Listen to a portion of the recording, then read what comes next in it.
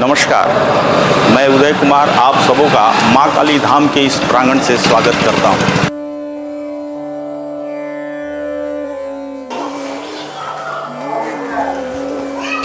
ये जो आप मूर्ति देख रहे हैं पशुपतिनाथ महादेव की मूर्ति है। नेपाल में जो पशुपतिनाथ की मूर्ति है उससे मिलती जुलती ये मूर्ति आप देख रहे हैं। और आपको जान करके आश्चर्य होगा कि मैंने पूर्व में भी आपको बताया था कि नेपाल के महाराजा के द्वारा वो जो घंटा गिफ्ट के तौर पे, उपहार के तौर पे बेतिया राज को दी गई थी, वहीं साथ में ही पशुपतिनाथ की ये मूर्ति नेपाल से ही मंगाई गई थी।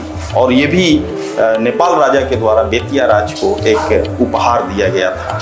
ऐसी मान्यता है कि ये पशुपतिनाथ की जो मूर्तियां हैं ये भी बहुत रेयरेस्ट ऑफ रेयर में आती हैं, जो भारत और नेपाल के संबंधों को प्रगाट करती है।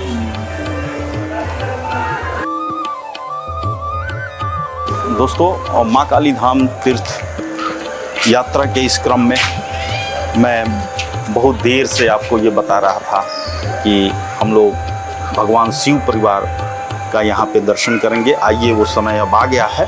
हम लोग धीरे धीरे भगवान शिव परिवार के मंदिर की ओर, उनके गर्भगृह की ओर बढ़ने का प्रयास कर रहे हैं। इसमें एक बड़ा ही अद्भुत और अलौकिक शिवलिंग है जिसको तिल भांडेश्वर नारायण के नाम से हम लोग जानते हैं। ये तिल भांडेश्वर नारायण जो हैं ये अपने आप में एक अद्भुत, ये एक जीवंत पत्थर है। ये साल में तिल भर बढ़ते हैं, ऐसी मान्यता है। ये चूंकि एकादश रुद्र महादेव मंदिर है, तो आप यहाँ भगवान शिव के अलग अलग स्वरूपों को लिंग के रूप में देख रहे हैं, जिसमें सबसे पहले जो आगे का शिवलिंग देख रहे हैं उसकी ऊंचाई पर आप एक बार गौर करें। अन्य शिवलिंगों की अपेक्षा इसकी ऊंचाई ज़्यादा है और ऐसी मान्यता है कि ये साल भर में तिल भर बढ़ते हैं और इस कारण से इनका नाम तिल भांडेश्वर नारायण है। ये भगवान शिव परिवार की गर्भगृह आप देख रहे हैं, जिसमें माँ अन्नपूर्णा माता, माँ गौरी शंकर माता और भी भगवान गणेश, इनकी मूर्तियाँ यहाँ लगी हुई हैं। और साथ में हरात्मक महादेव जो यहाँ के प्रमुख शिवलिंग हैं, जो बीच में आप उसको देख सकते हैं। ये हरात्मक महादेव कौन है? जो आपके सारे दुखों का हरण कर लेने वाले हैं। जब कभी आप, अभी तो दरवाजे बंद हैं, पुजारी जी का आगमन थोड़ी देर बाद होगा, लेकिन मैं आपको बताता चलूं कि जब आप अंतर्ध्यान हो करके भगवान शिव के सामने जब आप बैठेंगे तो माँ भगवती का चरण और भगवान शिव का जो लिंग है, ऐसा प्रतीत होगा कि भगवती का जो चरण है वो भगवान शिव के ऊपर जो है वो पढ़ने को है। एक कथा के अंतर्गत आपने सुना भी होगा कि जब माँ ने राक्षसों का संहार किया तो उनकी रक्त को पीना भी शुरू कर दिया था, जिसमें रक्त बीज जो राक्षस था उसका उन्होंने रक्त पी करके अपने आप को और ज़्यादा उन्माद करने लगी। तो इस चीज़ को देख करके भगवान शिव को लगा कि ऐसा ना हो कि ये पूरी दुनिया का ही विध्वंस कर डाले, तो इनको आखिर रोके कौन।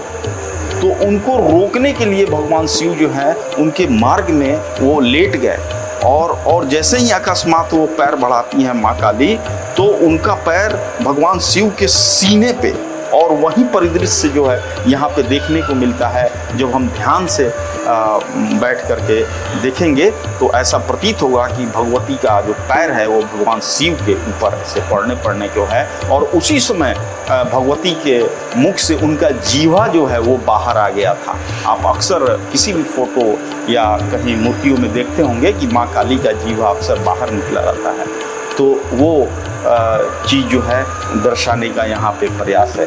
बड़ा ही विधिवत तरीके से, बड़ा ही सुचारू तरीके से इसकी जो स्थापना हुई है मंदिर की, वो अपने आप में अकल्पनीय है, वो अद्भुत है, इसकी कल्पना नहीं की जा सकती।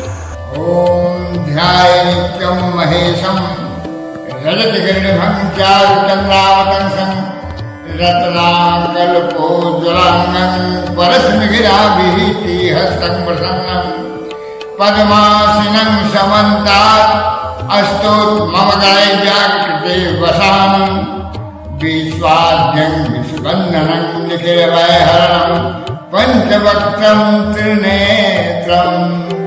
कालीबाग में स्थापित 12 ज्योतिर्लिंग, जो ज्योतिर्लिंग बड़े कभी जगह जगह पर उपस्थित है, वहाँ आप जाने में असमर्थ हैं तो वह एक जगह आकर यहाँ दर्शन कर सकते हैं और अपनी पुण्यता की प्राप्ति कर सकते हैं।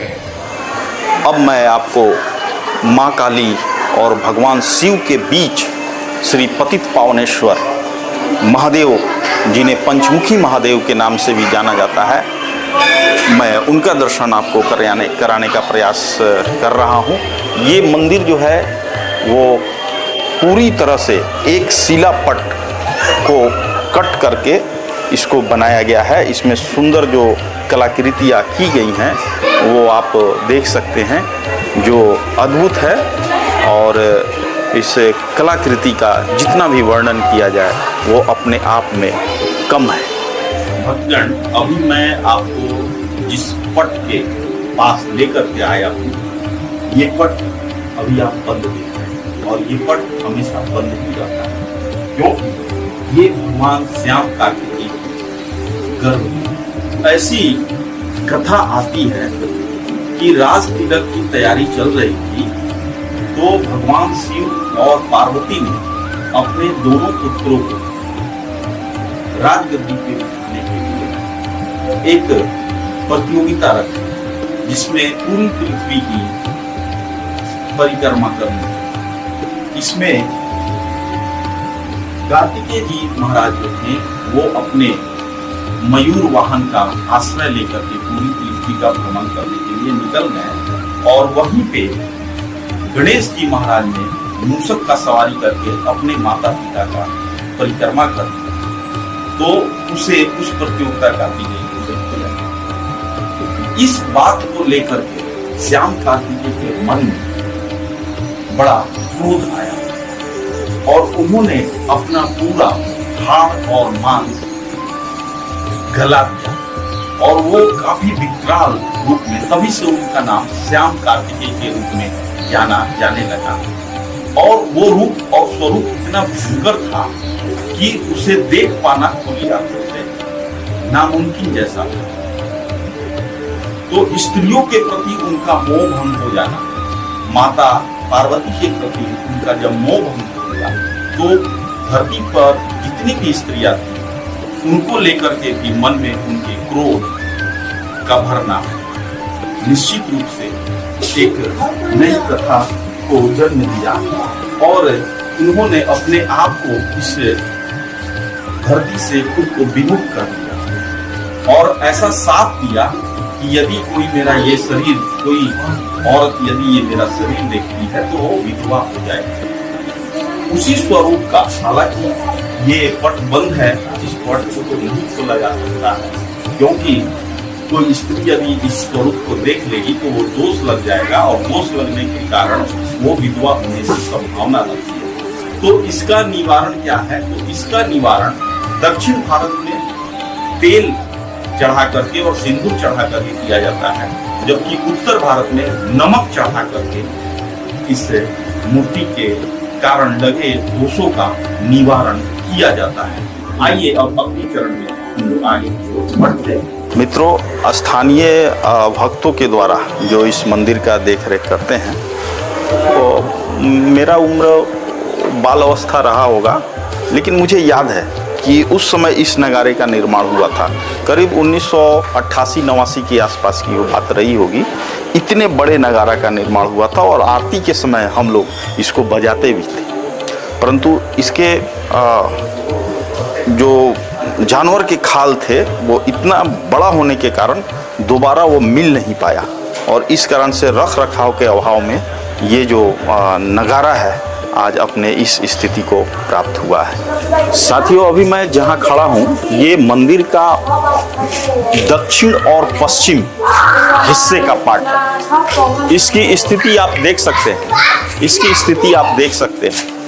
इतनी पुरानी विरासत को देखने वाला यहाँ का शासन प्रशासन सबकी उदासीनता इस दीवारें और इस दीवारों की छत में आपको झलक जाएगी कि किस प्रकार से इसकी अनदेखी की गई है। वर्षों से स्थानीय लोगों के द्वारा इसका देखभाल, इसका रख रखाव का बहुत प्रयास किया गया, लेकिन इतनी बड़ी और इतनी विशालकाय मंदिर होने के कारण एक ओर से ये टूटता जाता था, दूसरी ओर से इसका रिपेयरिंग का काम होता था, लेकिन फिर भी अपनी उदासीनता, प्रशासनिक उदासीनता, शासनिक उदासीनता की वजह से इस मंदिर को खंडहर में बदलते आप देख सकते हैं। जो छतें हैं वो अब छतें नहीं रह गई हैं, बल्कि ये खुले आसमान की तरह अब दिखाई दे रही हैं। ये दीवारें जो आप देख रहे हैं, जब साहुल और सूता गिराइएगा तो नीचे से और ऊपर के बीच जो है 8 या 9 इंची का डिफरेंसेस आपको दिखेगा, यानी कि दीवारें जो है वो दक्षिण की ओर भाग गई। एक बहुत अच्छी पहल हमारे नगर निगम के द्वारा होने वाला है और उम्मीद है कि ये मंदिर के जीर्णोद्धार को लेकर के इस्कॉन टीम के हमारे सुधांशु जी, जिनको मैं कोऑर्डिनेट कर रहा हूं, उनके माध्यम से इस मंदिर का एक बार जीर्णोद्धार होने जा रहा है और उम्मीद है कि इस मंदिर को हम लोग इनके जो पुराने स्वरूप है, जो जीवंत स्वरूप है, उसको हम लोग एक बार प्रयास कर रहे हैं कि वो अपने पुनः उस स्थिति में आ जाए। तो आइए अगली कड़ी में मैं आपको लिए चलता हूँ मंदिर के एक अलग भाग में।